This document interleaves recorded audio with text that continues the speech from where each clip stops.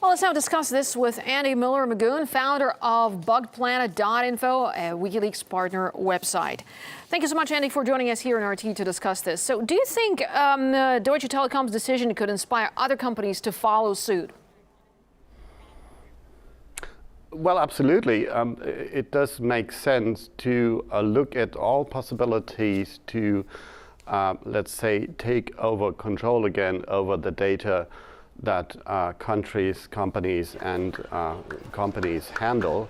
However, routing the traffic nationally instead of internationally and trying to avoid those places which you know where the NSA intercepts can be just a very small piece of the solution.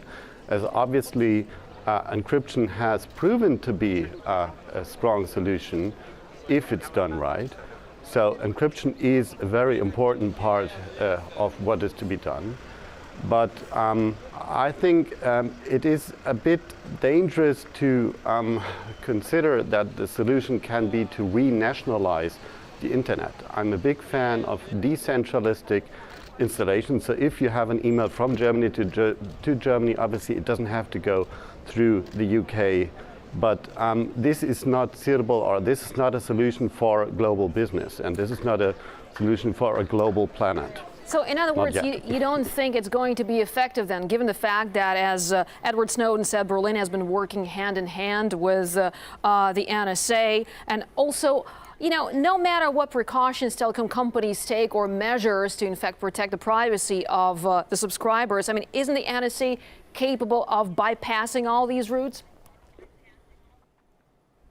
Well, I would say it like this. Unfortunately, in Germany, we have a situation that the trustworthiness of our foreign and interior intelligence service, watching their high level of cooperation with the National Security Agency and with the British government communications headquarters, does not make them trustworthy at all. So if they can intercept the stuff, they might hand it over in bargain to the Americans, so, which is not helpful.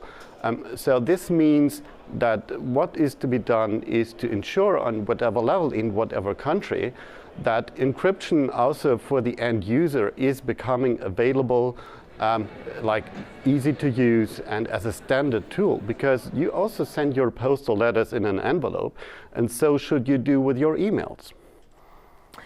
Well, you know, let's take a look at the situation from both sides. On the one hand, we have the privacy of citizens that has, of course, to be respected. But on the other, there are some companies who are fighting so hard to protect their privacy. I mean, doesn't that, you know, give us a cause for concern that they have something to hide, some skeletons in the closet, as they say?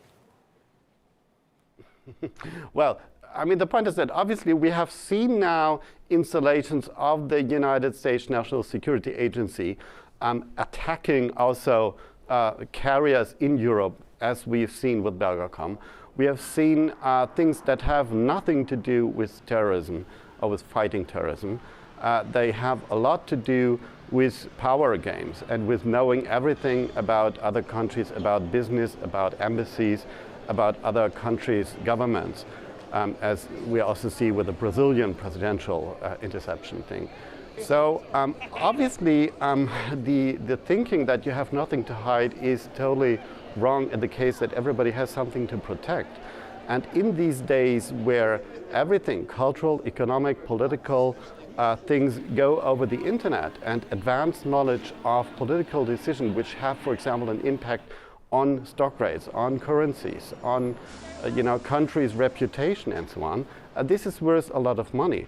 And we have not really come to the bottom of, we have seen a big part of this NSA's approach. We see that a lot of money, a lot of effort is poured internationally to intercept really all communications, but we have not yet come to the question, who is the customer, in the sense of who is the guys ordering this, getting products and using that. That is still a very interesting question, where we come to monetary, political, and other influences being taken with blackmailing, with grey-mailing, with advanced knowledge, forecastability about what other people think, act, and do. Well, you mentioned an interesting point here, saying that it's not the point whether we have something to hide, but it's what we have to protect. In that case, what's your take on the role of America as a global policeman? I mean, does it have any moral authority to conduct global surveillance? Well, the point is that, I mean, we have seen here, as I said, attacks, not passively interception. But Belgacom was subject to an attack in the sense of there was malware installed in the system, there were exploits used. The NSA literally took control over the network. This cannot be excused with fighting terrorism at all. This obviously was targeting the European Parliament. It was targeting the European airspace control. It was targeting the SWIFT network, so the banking network and situations.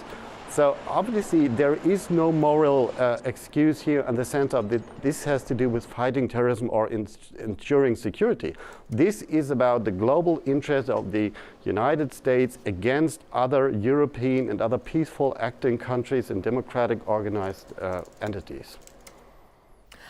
All right, Andy Müller-Maguhn, founder of BugPlanet. Thank you so much for your input, sir. .info.